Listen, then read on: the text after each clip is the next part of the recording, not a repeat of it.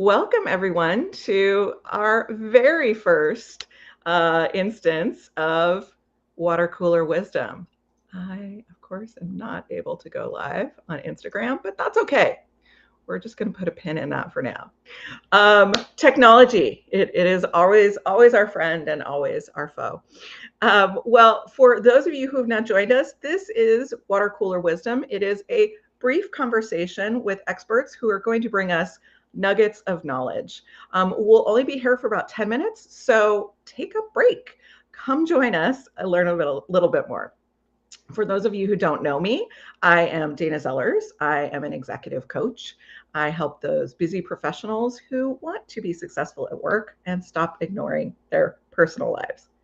I am so excited for my guest today. Nyam, will you tell us a little bit about you and what you do? Yeah, my name is Nyam Adoboadji. I am a product leader, sabbatical coach, and writer. And in terms of the sabbatical coaching instance, I work with mid-career tech professionals to help them illuminate what matters most to them via transitions or career breaks, which we'll be chatting about a bit today. Absolutely. I think career breaks are so appealing for many obvious reasons. But I think one of the questions that comes to mind most for people is financially, how do I figure out how to actually take a break? We would love some insight on how to make that a reality. Yeah. So I'll start off by saying I know that right now, it's a bit of a gnarly market. So just in terms of that piece, Yeah. for folks that have the option to use their vacation days, use holidays, for example, during kind of the holiday season, if you can pair that up with some of your vacation time, you can use that to, it won't kind of be, a year-long sabbatical, right? But at least you'll kind of get a little bit extended time and you're not navigating, potentially leaving a job. There are also some companies that offer a sabbatical benefit. So I don't know if you haven't checked out your company handbook, take a peek. Maybe it's there. Maybe you're eligible. So I'll just offer those things in terms of options that may be more immediately Yeah. accessible. No, that is so great to think about it. I think that there is, first of all, there's a strategy with days off. Yeah. So we can use them, sort of interspersed throughout the year, but it doesn't give us that chunk of time where we really can kind of get away and decompress. So using a little strategy like you suggested about your days off, and also like where are there already days off in the organization? Yeah. Where can I couple those so that I can get the biggest bang for my buck? Might be a strategy that, again, isn't going to add any more days to your time off, but really can give you a little bit more of that step away. Yeah, exactly. And then if you are someone who you want to look at taking a longer break, Mhm.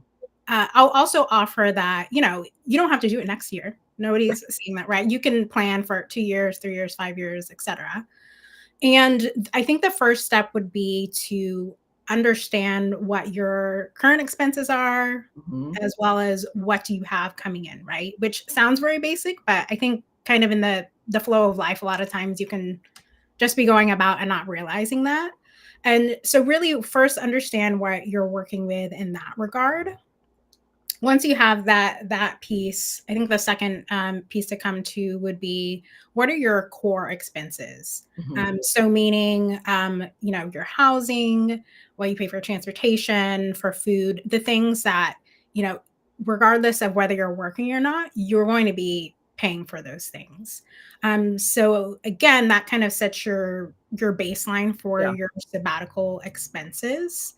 And so looking at, okay, well, how long am I thinking that I want to take a Mhm. sabbatical, right? So then calculating out those expenses. So you're kind of going to be diving into Excel. Um, and from there, that can give you a little bit of your delta, right? So Mhm. understanding, okay, if this is what I'm working towards, what do I have? And then what do I have coming in? Do I have any surplus Yeah. in the current income that I have? And if I do, then I have the target of what I'm aiming to save up for. Yeah. And so I would imagine that a little bit of this depends on kind of what you want to do in your sabbatical, right? As to what your expenses are going to look like. Yeah, yeah, exactly. So I mean, it's very different if someone is like, I just kind of maybe it's like a sabbatical. I just want to kind of be local. But do you want to do something like take classes? Do you want to travel? So that will definitely as well play into, Hmm. what happens with, so you have your core baseline expenses, and then what do you need to ratchet up or ratchet down in terms of whatever you are envisioning for your sabbatical. Yeah, no, that makes a lot of sense. Going back to one of your earlier points when you talk about like companies that have actually sabbatical benefits, what are some examples of the types of ways that companies offer sabbaticals as an option? Yeah, yeah. So some companies, a lot of times, is based on tenure. So, for example, I think PayPal, I think after 5 years, you're Hmm. eligible for a sabbatical. And so it can vary whether sometimes it's full paid time off, sometimes it's partial pay. I think they can range from, say, like 6 weeks to, I think there might be some places that have as much as 3 months. Hmm. But that's a nice benefit to lean into because you still have, your gainful employment, but you get a good chunk of time to either, I don't know, just lie around, do whatever you want, or take up projects that you've been trying to do that you maybe aren't able to do in your typical work cadence. Yeah, yeah. And then if your company doesn't offer the sabbatical as like an actual benefit, is that something that companies are getting kind of more used to you asking for time off to, kind of have maybe an unpaid sabbatical? Yeah, that's a good question. There are people that have negotiated for things like that. For you don't know if you don't ask, Yeah. right? So I would say that if you are wanting to take a sabbatical, but your company doesn't offer that, and perhaps too, you're also wanting to stay with that company, creating basically like a pitch for Mhm. being able to take a sabbatical. I mean, being realistic, I don't think you can pitch taking a year off and then coming back, at least in the corporate world. Yeah. But if you're saying, hey, I want to take maybe 6 weeks off. So I think it would also, you'd probably want to be in good standing Mhm. in your role, right? So that you have that strong baseline to stand for. And really, you need to make the case to the company of why it's ultimately going to benefit them, right? Like, why is it going to make you a stronger, more effective employee? Yeah, no, that's such a good sort of awareness as we go into these things. I think that, one of the things I work with a lot of clients on is what's good for you as a person is actually good for you as an employee. Yeah. And so learning to frame it so much as a win-win as opposed to just taking time away. Again, I think you're right. I think having a proven track record, being already a valued team member, and then saying, I want to come back stronger and be more committed, or, with the wealth of knowledge that I have from exploring this time away and things. And I want to stay with the company. So, I don't want to just leave, but in order to do that, I'm asking for that additional time makes it a much more appealing conversation than I got to get out of here.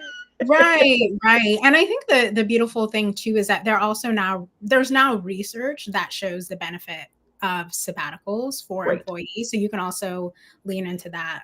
There's someone named DJ Dodana who did, I believe, his whole PhD dissertation on, studying a variety of people who had taken sabbaticals, and it was in Amazing. Harvard Business Review. So you can use resources like that to say, like, hey, like this is not just me. There's actual other folks who have validated that this will be a benefit to me as well as to the company. I love it. I love it. Well, I could talk for much longer about this, but if people want to learn more, follow you, and I understand you have a little free offer to give our viewers, how should they do that?